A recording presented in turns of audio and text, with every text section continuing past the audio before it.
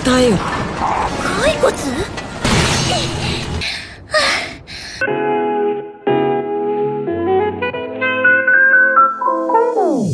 Halo para animers yang taunya cuma rebahan sambil nonton menggunakan wifi tetangga. Gimana kabar kalian? Apakah masih aman wifi tetangganya?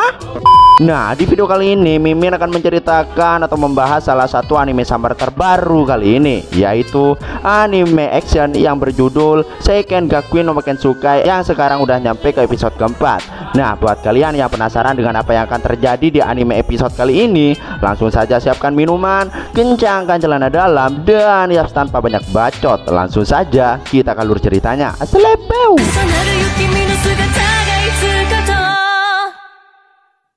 Scene diawali dengan flashback ke tahun 432 kalender agung, tepatnya di wilayah Belantara Medon. Terlihat dua orang yang tengah mengobrol. Paman ini merupakan kulit tambang yang meminta bantuan pada pahlawan pedang suci untuk membantunya karena lokasi tambang diserang oleh monster. Dan rupanya pahlawan pedang suci tersebut adalah Leonis Yaruto atau Leonis Magnus yang berumur 16 tahun dan masih menjadi seorang pahlawan. Paman ini sangat bersyukur karena ada hari 6 pahlawan, cuma Leonis lah yang mau membantunya.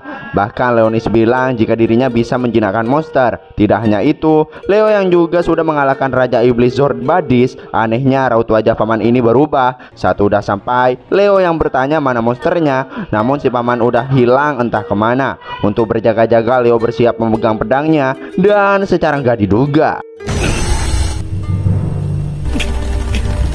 Leo nih dibuat tak bisa bergerak dengan sihir jebakan. Tak lama banyak orang yang muncul dari balik tebing dan mulai mengekang Leo dengan rantai hingga semakin membuat Leo tak bisa bergerak. Meski salah satu rantai terlepas, namun beberapa pasukan dengan tombak muncul dan inilah yang mereka lakukan.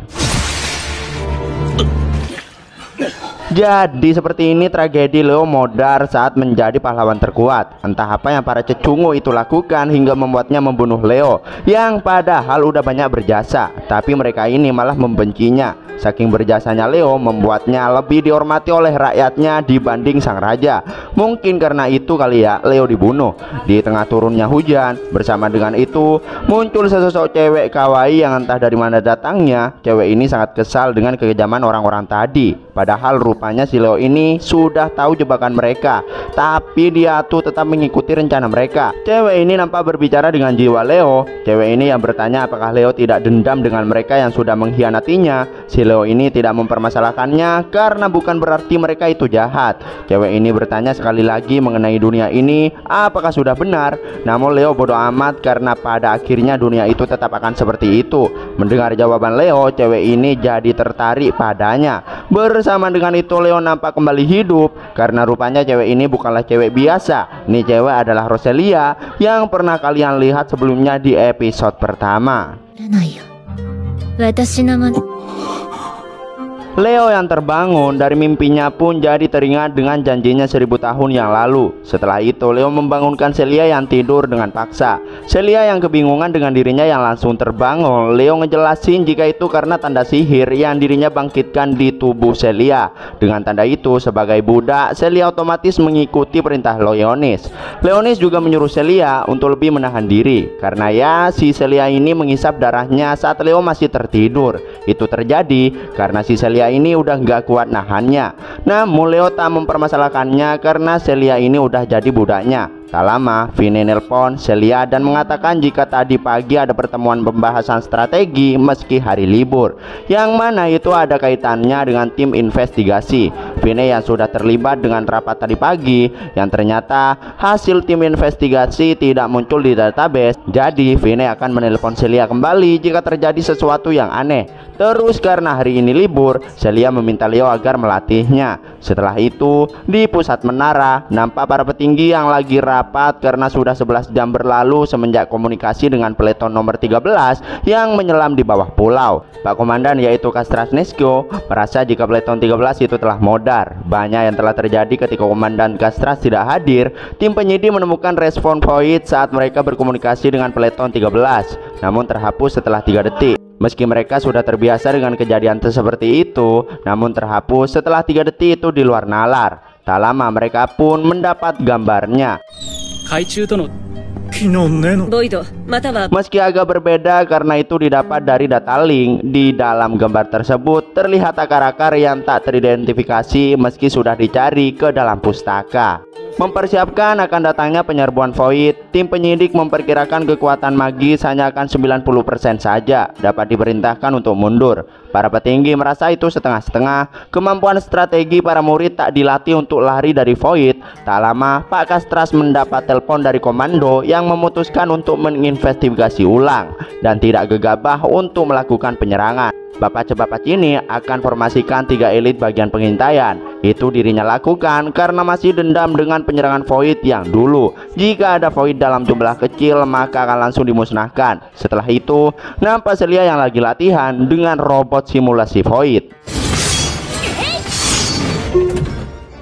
Melihat ilmu pedang Celia yang sangat menakjubkan, Leo yang bertanya apakah Celia mempunyai guru. Celia pun mengiyakannya. Sejak kecil ketika keluarganya yang memanggilnya, tapi semenjak di akademi dia tuh berlatih mandiri, yang mana ilmu miliknya itu tak langsung jadi cuma dalam satu malam. Leo lalu bilang jika kekuatan dari Ratu Vampir adalah mananya yang besar, nanti Leo akan mengajari sihir pada Celia. Dengan semua kekuatan yang Celia miliki, Leo merasa jika Celia cocok menjadi pendekar pedang sihir. Untuk melatih Celia agar makin OP, Leo berniat memanggil musuh yang lebih kuat lagi. Tak lupa Leo membatasi wilayah mereka dengan kekai penghalang. Tak lama muncullah begitu banyak tengkorak atau skeleton yang merupakan salah satu dari anak buah terendahnya. Leo bilang jika Celia itu bebas menghabisinya.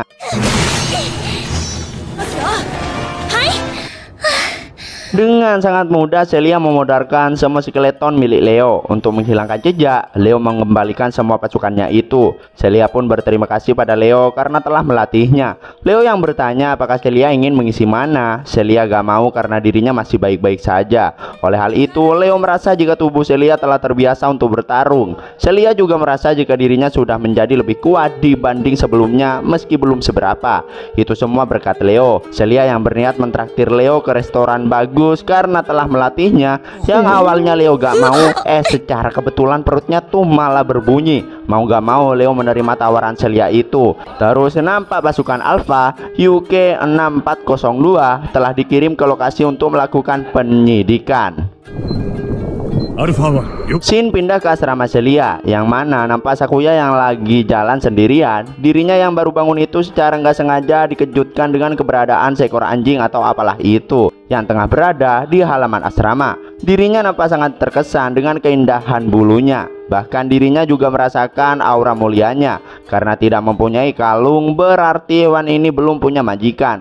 Oleh karena itu Sakuya langsung memberinya nama Kurogane Mofumaru. Entah, aneh banget dah namanya. Merasa jika nih hewan menyukai nama itu, Sakuya langsung memberinya kalung. Terus terlihat Vine yang lagi memeriksa komputer. Tak lama Regina pun masuk ke dalam kamarnya dan memberi Vine adonan ubi jalar. Itu Regina buat di sela-sela kegabutannya. Namun untungnya ubi jalar itu malah disukai oleh Vine karena enak. Di tengah perbincangan mereka, tak lama Sakuya juga datang dan bilang jika tadi dirinya bertemu dengan anjing besar dan memberinya nama Kurogane Mofumaru. Bahkan dirinya telah menjalin pertemanan dengannya.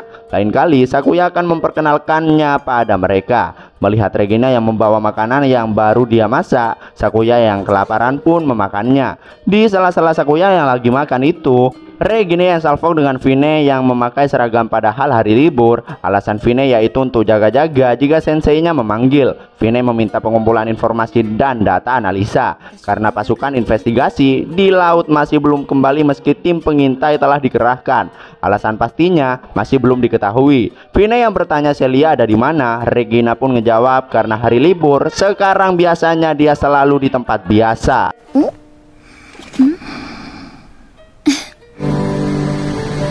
Nampak Celia dan Leo yang lagi di perjalanan pulang setelah latihan. Meski dilihat berulang kali, si Leo ini tetap merasa takjub dengan peradaban manusia sekarang. Shin lalu pindah ke Seri yang bekerja di toko. Itu dia lakukan agar mendapatkan uang untuk membeli cemilan tuannya yaitu Leonis. Tak lama datanglah si pemilik toko yang meminta bantuan Seri untuk mempersiapkan kentang. Si pemilik toko yang meminta Seri memotong kentang menggunakan pisau yang telah disediakan. Namun karena Seri merasa ketajaman pisau tersebut kurang, dirinya pun menggunakan pisau miliknya sendiri. Dan inilah yang dia lakukan. Tentu saja ngelihatnya bapak sini jadi sangat terkejut. Oleh karena itu si pemilik toko menyuruh Sherry untuk bersih-bersih saja di depan toko. Baru saja mau keluar toko, secara nggak sengaja Leo dan Celia berhenti di depan toko tempat dirinya bekerja. Ternyata Celia membelikan sebungkus donat untuk Leo yang sedang lapar. Melihat hal tersebut, Sherry jadi agak iri dengan anak buah Leonis yang baru, yaitu Celia. Setelah pergi, Sherry jadi penasaran mau pergi kemana mereka, yang ternyata mereka berdua pergi ke sebuah rumah sunny spot. Leo nampak kebingungan dengan tempat yang Celia maksud tersebut. Tak lama banyak bocil-bocil yang keluar dari dalam rumah itu dan menghampiri Celia. Merasa terkejut melihatnya, Leo jadi sadar jika tempat itu adalah panti asuhan. Semua bocil-bocil itu adalah anak yang terlantarkan. Terkadang Celia bekerja paruh waktu di sana. Semua bocil-bocil ini merasa sangat kesepian karena Celia yang jarang berkunjung. Di tengah itu malah ada bocil yang melakukan hal yang juga pengen gua lakukan. Buset, bocil-bocil udah kayak gini, gimana kalau udah dewasa? Lanjut, Leo yang hendak menghentikan nih bocil menggunakan sihir bayangannya. Namun karena Celia tak mempermasalahkannya, Leonis pun mengurungkan niatnya itu. Tak lama muncullah sosok ibu-ibu yang bernama Frenia. Nah, ibu ini adalah pemilik tempat tersebut. Bu Frenia yang bertanya siapa Leo ini. Celia bilang jika dia menemukannya di reruntuhan, dan juga bilang jika Leo ini adalah pendekar pedang. Mendengarnya, semua bocil nampak tertarik dengan Leo. Melihat perhatian Celia terhadap bocil-bocil di sana, Leo jadi merasa jika itu adalah tempat yang ingin Celia lindungi. Scene lalu pindah ke tim pengintai yang udah sampai di bawah titik Pulau Apung. Di dalam, salah satu pekerja nampak mendengar getaran. Bahkan juga Sakuya yang lagi tidur juga mendengarnya. Fine juga menyadarinya lewat emulator miliknya. Scene pindah ke para pekerja yang hendak memeriksa ruangan tempat getaran itu terjadi. Dan ternyata Scene pindah lagi ke Celia dan para bocil-bocil yang lagi makan. Para bocil nampak sangat menyukai masakan yang Celia buat. Dan ya, situlah akhir dari anime Seiken Gakuen no Makensukai episode keempat. Nah, buat kalian nih ya yang penasaran dengan apa yang akan terjadi di episode berikutnya, makanya pantengin terus channel Movie Senpai. Jangan lupa like dan subscribe-nya. Terima kasih buat yang udah nonton sampai akhir. Sampai jumpa di video berikutnya. Sleep.